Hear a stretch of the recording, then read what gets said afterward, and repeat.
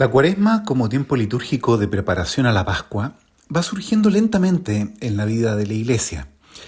En el siglo II se comenzó a instalar una preparación breve con la antesala que era el Viernes y Sábado Santo, antes de celebrar la resurrección y que todavía conservamos. Pero paulatinamente la Iglesia descubre que tiene la necesidad de una preparación larga para celebrar la Pascua.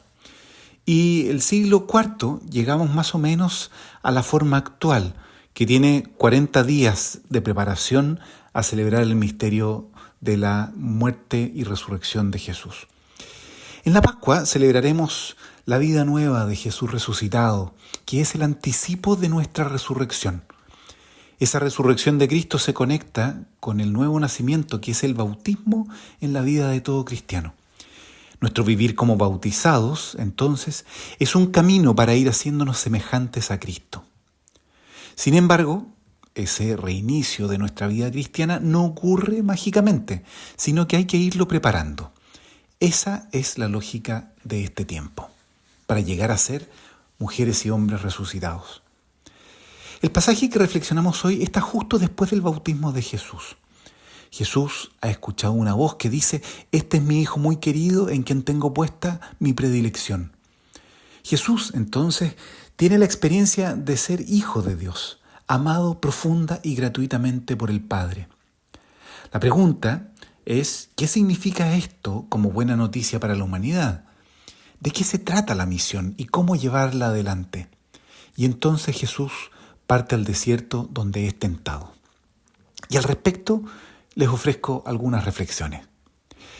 Lo primero es que el pecado en nuestra sociedad actual ha ido perdiendo presencia, como si hablar de pecado fuera un poco anticuado, como si fuera una categoría superada por algunas corrientes psicológicas que pretenden hacer feliz al ser humano liberándolo de toda responsabilidad.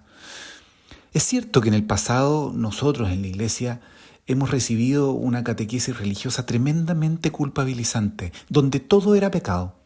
Ese es un extremo. Sin embargo, los seres humanos a veces dañamos, con conciencia y libertad, a los demás. En esos momentos, sentir culpa es totalmente sano y adulto. Es una señal de alerta a la culpa ante un hecho del cual somos responsables. Entonces, lo primero, ¿cómo te relacionas tú con tu propio pecado? ¿Te haces adultamente responsable de tus gestos libres que dañan a los demás? Otras veces el pecado social también nos parece que debería ser superado por algún cambio en las estructuras. Es así como ponemos la esperanza en nuevos gobernantes o nuevas constituciones que nos ordenen la vida para poder vivir mejor. Ponemos entonces la responsabilidad fuera de nosotros. Alguien va a darnos estructura para que vivamos bien. ¿Qué puedes hacer tú para ayudar a sanar esas estructuras de pecado en nuestra sociedad? ¿Pero qué puedes hacer tú? ¿Cómo puedes ir sanando los prejuicios, las odiosidades, las fracturas políticas, las envidias? Otro punto que es importante es que el daño que hacemos, el pecado, entonces, es real. Y comienza con la tentación. Es esa invitación a hacer el mal que no queremos o no hacer el bien que sí podríamos hacer. Jesús va al desierto y experimenta la tentación, esa invitación. El Hijo, al encarnarse entonces, comparte nuestra realidad completa. Las fuerzas interiores que nos mueven, los apetitos, las vanidades, las búsquedas de poder, los deseos de pertenecer a un grupo, las sensaciones de hambre, la soledad, la tristeza, la ira. Jesús en su humanidad experimenta todo eso. Eso es lo que sucede en el desierto. Para entender este pasaje hay que comprender que en la historia de Israel el desierto tiene muchas connotaciones y una de ellas es que se trata del lugar de la tentación, como decíamos. Un pueblo de Israel, por ejemplo, que ha sido tentado y que traiciona a Yahvé. Pero también el desierto es el lugar de la alianza, del encuentro, del enamoramiento y del rescate que ofrece Yahvé a su pueblo.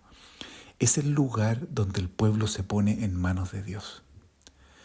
Podría leerse entonces malamente el Evangelio de hoy como la lucha de Jesús, como el triunfo de la voluntad humana sobre el pecado, la resistencia heroica a la tentación. Pero no es así. Es ponerse en manos de Dios, para que el amor al Padre llene por completo tu corazón y supere por mucho el amor a aquellas criaturas que nos tientan. A dejar curso a esos afectos que nos invitan a salirnos del camino. Es la intimidad de la relación, la fuerza del vínculo, lo que hace que Jesús no deje de amar a la creación, sino que ame mucho más al Creador de toda ella y opte por el camino del reinado de Dios.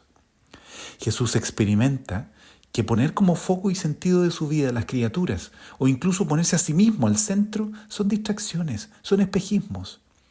El sentido de la vida es Dios. Todo lo demás tiene sentido en la medida que conduce al Padre. Entonces, ¿cómo podrías avivar durante este tiempo de Cuaresma el amor por Dios, de manera que sea ese amor el que supera las tentaciones de tu vida?